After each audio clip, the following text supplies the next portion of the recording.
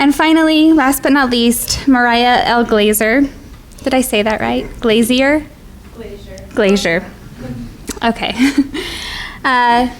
She says that by allowing me to see all of my educational progress laid out on a well-designed web page that I'll always be able to look back to, edit, and update, the ePortfolio gives me a sense of pride in my own accomplishments. And at the end of the day, that's what we hope students get out of this ePortfolio experience that they have over 2, sometimes more years at their time here.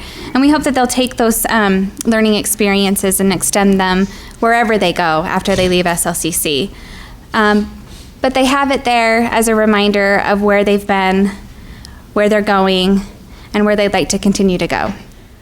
Well, I am not great at speaking in front of people either, so I'll probably be all jittery, like I have been the last half hour. It's been great to see all your guys', by the way. I feel like I've got a lot to look forward to, especially yours. I mean, how long have you had yours going? I'm excited to see where mine will be in a few years. Well, my name's Moriah Glazier, and this is my ePortfolio right here. So I'm going to read a little from mine, too. So I first heard about the ePortfolio in my history class, first day of school, first day of college, and I didn't know what it was, so I ignored it until after midterms. So once I started looking into what it was, I looked up a lot of YouTube videos. There's a lot of people who, not even just showcase students, but a lot of people who just put up like help videos on there, which is great. So I kind of relied off those on how to go about building it. What I found in this was like a lot of my peers, especially, I mean, I'm a freshman in college, so a lot of the people my age are just, we're just fresh out of high school and probably don't really know what we want to do yet, and a lot of the people don't really take it very seriously. Like, a lot of people are just like, just post your best paper, and it can have a white background, it doesn't have to be anything really important. Just get the grade and kind of get out of it. And I saw that, and I was like, I just saw that something like this has a lot of potential, and I wanted to take it and turn it into something that I would want to carry with me through to the U and through past that. Who knows where I'll be at once I graduate from there, but so I wanted to put a lot of effort in just getting it started, so that it'll be easier to build and build as I go. Let's see. So one of the biggest things that I've enjoyed this semester using this is that just that I can see my growth. And when I first started this semester, I didn't really know, I didn't know my potential. I didn't know how well I was going to be able to do in college. I don't know. I didn't even have a lot of friends going to school, so no one really told me what it was going to be like. And so I didn't know how good I was going to be, if I was going to be an A student and a barely passing student or what. So I thought I'd go in and try. And I liked this a lot because by the end of my first semester, I could see that I have a lot of potential. I just looking at this, I've learned that I'm better at writing than I thought I was. I can speak in writing. I can speak my mind pretty well, and I've really loved seeing what I've come out with. So this is my English page, which is, I had probably the most fun creating this page. I got to do an assignment in my English class, this multimedia project, and we could really do whatever we want. It was really vague and stressful. I had no idea what I was going to do. We had 2 weeks to decide what to do, and the instructor was like, all right, just make a multimedia project, write about what you've been writing, or talk about what you've been writing about all semester, and have at it, and it's worth half your grade. So I was like, okay, well, I don't know what to do. And he said, use your talent. So I wrote a song for it, and you don't have to play it. It's okay. I think they want you. Can I? It's okay.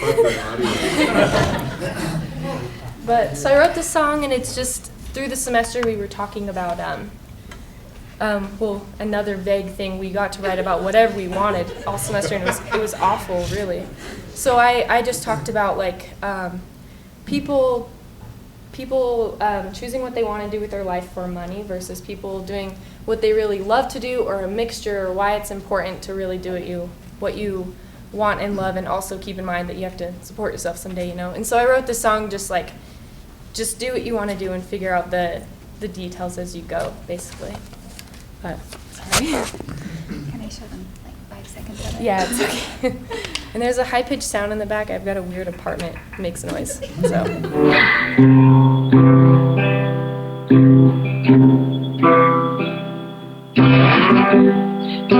Vision making home and still is floating, never knowing what to feel.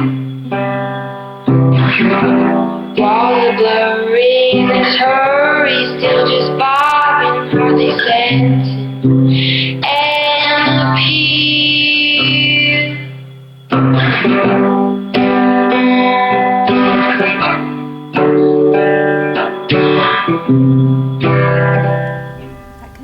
Yeah, that's okay. You guys all. Well, if you ever want to see the rest of it, you have that book. It has the link to it. So that's the good part about this. So yeah, I just had a great time doing that. And the biggest thing about this page was that I really got to see how through college I can do what I want to do. You know, it doesn't have to be, oh, English, you know, I have to read a bunch of books, write a bunch of papers. I can use things I'm good at and express myself through my projects that I have to do, you know. So it's great that I get to put that on there. Then my goals and outcomes page